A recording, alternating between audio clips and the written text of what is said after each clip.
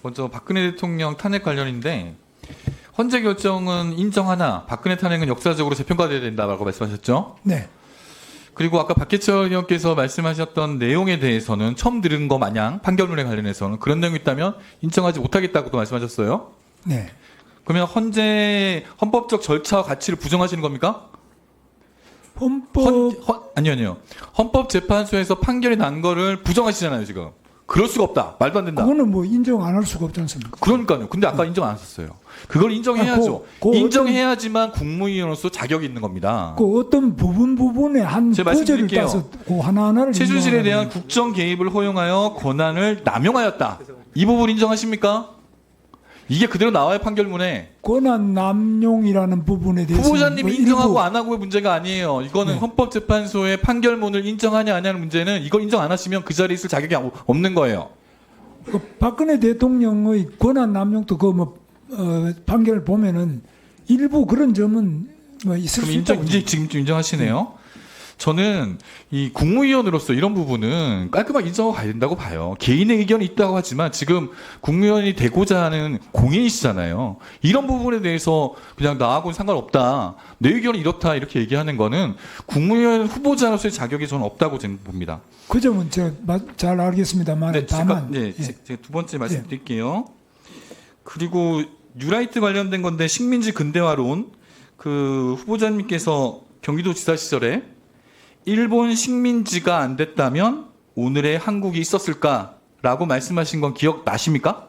그거는 이제 어떤 일부만 떼가지고 그런 말씀하시는데 그런 내용은 그러면 전혀 좋습니다. 아닙니다. 뉴라이트에 대해서는 어떻게 생각하세요? 뉴라이트라는 거는 뭐 명칭을 누가 붙였는지는 몰라도 그 자체가 그렇죠. 네. 과거의 올드라이트에 비해서 다른 그러니까 인정하십니까? 뉴라이트도 하나의 사상이다. 인정을 하시는지 뉴라이트가 뭐라고 인정하는 하나의 사상 이념으로 인정을 하시는지 여쭙는 겁니다. 뭐 지금 우리나라에서는 그런 이야기를 많이 하고 있습니다. 그러면 제가 뉴라이트 거 한 개 좀 읽어드릴게요. 일제 식민지 지배는 다행스러운 일이며 오히려 일본에 감사해야 된다. 안중근의 용기는 가상하지만 그는 일본이라는 나라에게는 해충과 같다. 유관수는 여자 깡패.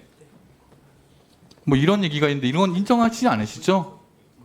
예, 그거는 너무 일본 식민지를 미화하는 거는 어떤 경우든지 안 독도는 우리 된다고 땅 맞죠? 저는 그 반대입니다. 독도는 우리 땅 맞죠? 독도는 우리 땅이지. 뉴라이트에서는 독도도 일본에서 그 분쟁을 하는 게 옳다고 얘기를 하고 계십니다. 그래서 말씀드린 겁니다. 그렇지 않습니다. 그거는 그래서 저는 예. 이게 그 장관님께서 일본 식민지가 안 됐으면 오늘의 한국이 있었을까라는 얘기를 하셔서 혹시 그 식민지 근대화론에 찬성하시는 거 아닌가라는 생각이 들어가지고 말씀드린 거였고요. 그리고 정광훈 목사님과 그 후보자님께서 정광훈 목사님 이런 말씀하셨네요. 며칠 전에 이번에 김문수를 장관으로 임명했는데 윤석열 대통령이 지난 2년간 했던 인사 중 제일 잘한 것 같다. 김문수 지사는 4년 동안 광화문 운동 나하고 같이 해서 내가 잘 알고 우리 교회도 2년을 다녔다. 김문수는 장관 1년하고 총리 돼야 된다. 김문수를 총리로 임명해야 윤석열 대통령이 임기 다 끝난 후 깜빵에 안 간다. 김문수는 싸울 줄 아는 사람이라고 얘기를 했는데 이거 혹시 보셨나요? 뭐 그건 그 기사를 직접 보진 않았습니다만 혹시 아까 전에는 그 정광훈 목사님하고 따로 얘기한 적은 없다고 했는데 얘기하신 적 없죠? 만나시거나 전화 통화하신 적 없는 거죠? 예, 없습니다. 집회에서 만나신 것도 없고요. 만난 적이 없습니다. 기억을 못 하시는 겁니까? 만난 적이 없는 겁니까? 제가 경사노위 위원장이 돼서는 만난 적이 없는 걸로 기억합니다. 네, 알겠습니다. 그리고 쌍용차 관련된 얘기도 잠깐 할게요. 1,800명의 노동자가 해고당하고 30여 명의 목숨을 잃은 쌍용차 해고입니다. 이게 대법원에서 국가폭력이라고 인정을 했습니다.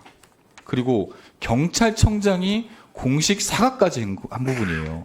그런데 후보자님께서는 이거를 자살특공대라고 하고 쌍용차 해결의 1등 공신은 경찰이라고 얘기하신 거예요.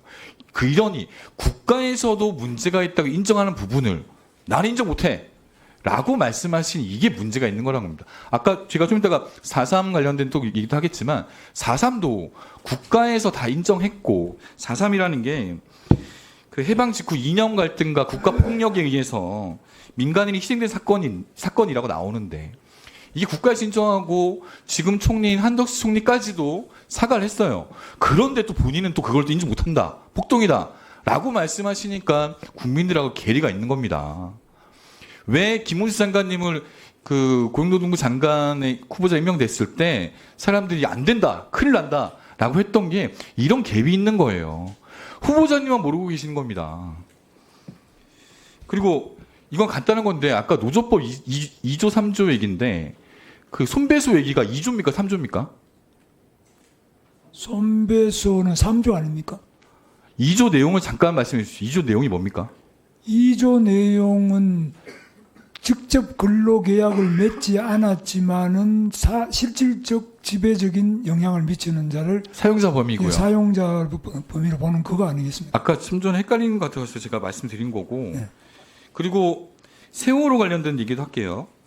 그 세월호 관련해서 그 어떤 말씀하셨냐면 진상규명 요구에 말도 안 되는 소리 하지 마라. 말도 안 되는 소리라고 하시면서 광화문에 있던 세월호 기억 공간에 대해서 붉은 유산 재미 봤으면 걷어치워라 라고 말씀하셨어요.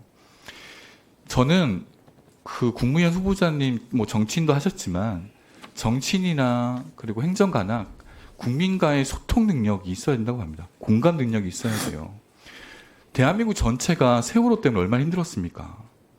그런데도 불구하고 죽음의 구판 이제 걷어치워라 이렇게 하는데 어떻게 국민들이 소통을 하고 공감을 하겠습니까? 저는 이 부분은 반드시 고쳐야 된다고 봅니다.